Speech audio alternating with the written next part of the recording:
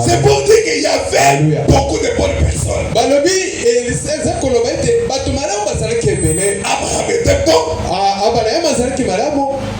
Job, d'ailleurs, Dieu a dit à Satan, est-ce que tu as vu mon serviteur Job? Il a dit oui. Sur la terre, personne n'est intègre comme Job. Là, c'est Dieu lui-même qui dit. Job pouvait venir pour prendre le livre, mais il n'était pas digne.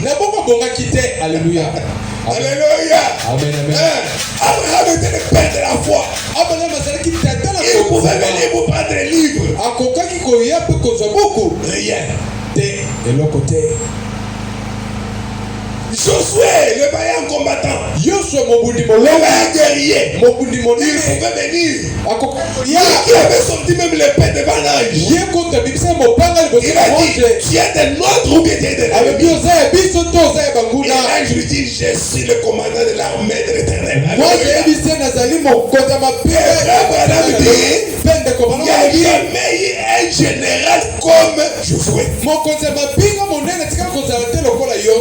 Mais Josué n'était pas dit. Amen.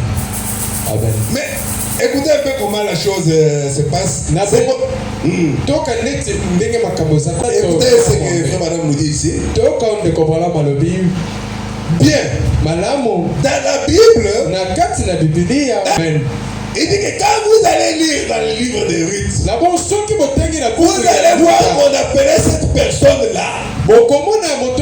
C'est lui qui était digne de rachat. On appelait les Goël.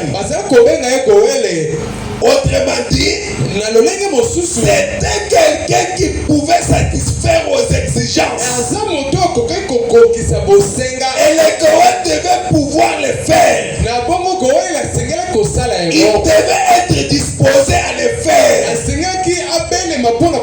Et il devait être un parent. Un proche parent pour pouvoir le faire. Tu peux être un parent. Tu peux être un parent dans la famille. Mais tu n'es pas le plus proche. On parle du plus proche parent. C'est celui-là qui peut racheter son frère. 7 fils d'Adam. Adam, fils de Dieu. Vous avez dit pourquoi le plus proche parent de l'homme c'était Dieu. Mais l'homme a péché dans la chair. Et Dieu devait se faire chair. Alléluia.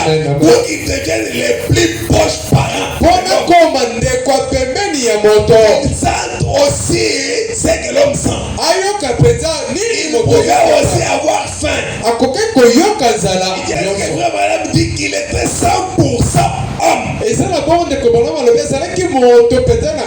Si ce n'était pas 100% homme, c'est que nous sommes perdus. Parce que c'est seulement les plus proches parents qui peuvent racheter son frère. Un ange ne peut pas nous racheter. Les anges ne sont pas nos frères. Alléluia. Ce sont des esprits au service du Seigneur. C'est nous qui sommes des fils de Dieu.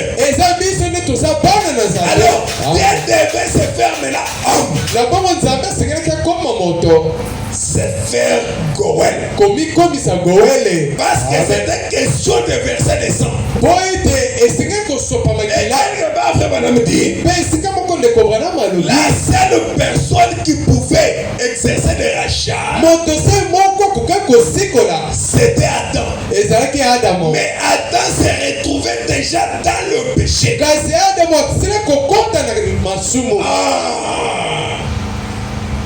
Et Et que tous ceux qui sont venus après Adam, bonso baina sima Adamu nous sommes conçus dans le péché, biso nyonso touti na lisumu nés dans l'iniquité. tobotami na lisumu nango.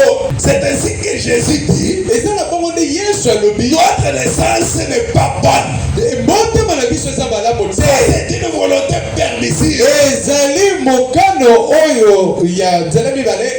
Vous devez naître de nouveau. esengeli tomotama ya sika. Ce qui fait que la première naissance n'est pas bonne. yango nde eza kotala C'est ainsi que le Seigneur Jésus exige la nouvelle naissance. eza nde nkolo Yesu aza kosenga na biso motama na sika. Alléluia.